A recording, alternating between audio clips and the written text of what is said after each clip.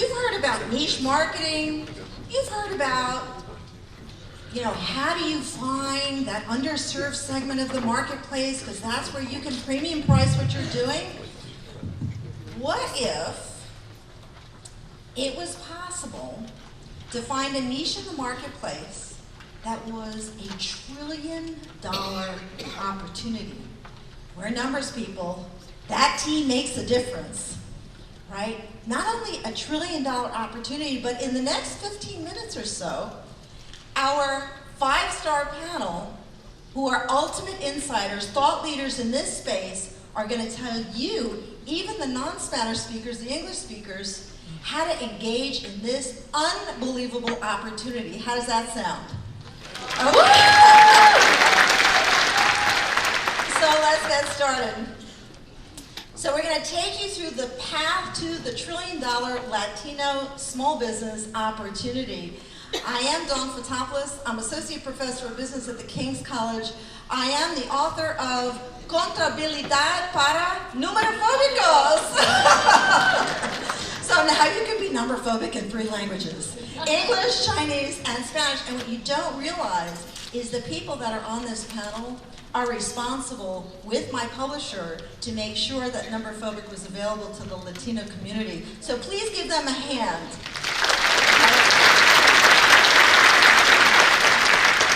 So let me introduce our amazing world-class panelists. Mariette Martinez, who you know. Carmen Manrique. Antonio Martinez, also known as Tony, and Vanessa.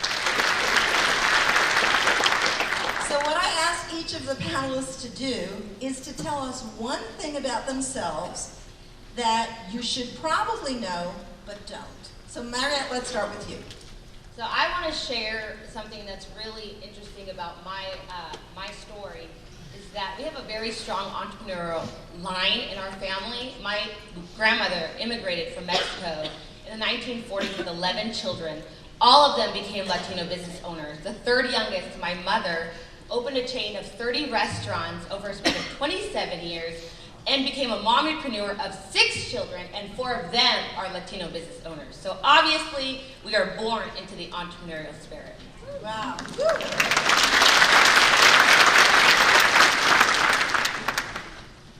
Well, besides working on my business, I create and translate content for the John Maxwell coaching program.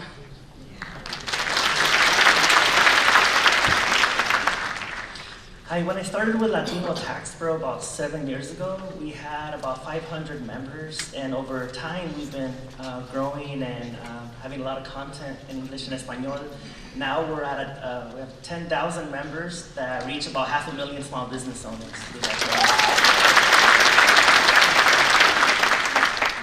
Good morning to everybody.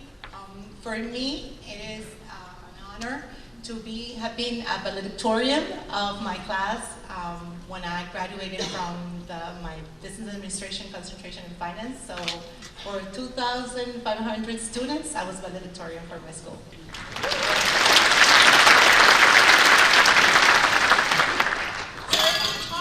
Latino power, and I'm going to play devil's advocate. So, I don't know if Latinos are really powering prosperity across the United States. I mean, look, guys, we understand you grew up in the culture, it makes sense to you, it's comfortable for you, but how really big is this opportunity? Talk to us about what the potential is. Yeah, so ladies and gentlemen and friends and colleagues, this is just a conversation. And we want you to meet the Latino. So the Latino is young, they're exceedingly educated, they're socially connected, and they're highly entrepreneurial. With over 57 million Latinos in the US, that's over 17% of our population. But what's even more exciting is the median age is 28. That means they're just getting started in our economy and in the future of work. But what I think is absolutely amazing, and this is all research that you all have access to, is that the Latinos contribute $2.13 trillion to the US GDP. So let me put that into perspective of numbers, because we love that. If the US Latino population's GDP was its own economy, it would be the 7th largest economy in the world. Is that huge? Do we want a piece of that? Hopefully we do. But what's more exciting than their massive purchase power and this growing and scaling population is that 1 in every 4 business, I was struggling with my cotton mouth, sorry about that. 1 in every 4 entrepreneur is Latino. 1 in every 4 entrepreneurs is Latino. So why does that even matter to any of you? Because Latinos are driving the force of where all you need to be. They are our future, and we want you to be part of it. We want you to be part of their mission, of this message to empower all small business owners, both English-speaking and Spanish-speaking. So think of it this way, if you take a look at this slide, in 2002 there were a little over 1.5 million Latino business owners, or business owned in the US. In 2017, that number is 2.5 times the size. And so you're getting not only a sense of the scale that Marriott was talking about, but the growth is staggering. Yeah. It is the fastest growing segment of any of the entrepreneurial segments in the United States. Over $700 billion in revenue from the Latino business owner community alone. Yeah, that's right. Okay, so here's the question now for Carmen. Okay, let's talk about the myth. Latinos. Latino business owners. I mean, aren't they sort of like cash businesses? Aren't they sort of in the fringes? I mean, are they really legitimate? Can we talk privately? I mean, it's a private conversation. I mean, they're not mainstream businesses, right? Right, but there's one thing about them that, in my experience, I have clients that, for example, they would qualify for loans if they had a set of clean books, you know? Also, after the baby boomers, the Latino is a big boom in the United States, and it takes a couple of generations to raise children that are educated, that are ready to go in businesses. And now we have all the millennials that are not only bilingual, but they are bicultural. They cross from culture to culture with ease, and they create so much businesses. So it's not true anymore. There's a lot of potential there. We just need to keep a good set of clean books for them, right? And get them qualified. And we're the clean books people. Okay, there's a lot of work out there. And what's really amazing, don't miss this, is this population has a cost of capital that's about twice what it should be, because they don't think they qualify, and in fact they do. And if we were out there helping them, their cost of capital would go down, because they would have the books, they would have the financials, and they are imminently mainstreamable, and please don't miss that. And the millennials that Carmen was talking about are very sophisticated people. They are bicultural, they are bilingual, and they want to take their businesses from a C, Schedule C, to Subchapter S, to incorporate, to legitimize, to mainstream, and all of us here are the bridge to making that happen. So here's the other question. Latinos are cheap, right? I mean, they don't want to pay. They don't want to pay for advisory services, Tony, right? Yeah, well, we've noticed a trend with our organization, because traditionally we've been a tax organization, Latino Tax Pro. Most of our members are just tax pros. They serve individual clients. But over the past 5-6 years, more of our members have been asking, hey, show me how to complete a 1065 partnership, more complex tax return. Show me 1120S. Well, I was like why? Are you getting clients that are asking you about that? Like, yeah, of course. There's my Schedule C's now are looking to incorporate. These guys come in, they've been working construction, and now they're looking to become a partnership. So there's been a demand for more members looking to offer bookkeeping services. So before it was like 1 in 3 members would offer it. Now it's over half of our members. These are all percentages of our member base of our organization of 10,000 members are offering bookkeeping services, and they keep asking. That's one of the reasons why Tus Tres Maestras, you guys are going to be at our national convention, teaching bookkeeping. Hopefully we'll and teaching all these concepts because the demand is coming from the end user customer, the small business, looking to learn more. And now with the Tax Cuts and Jobs Act, it may be more favorable to be a C Corp. And so those conversations and that content that we create and deliver drive engagement, and that engagement naturally then brings the small business community on board. So it's a very exciting time. It is an exciting time.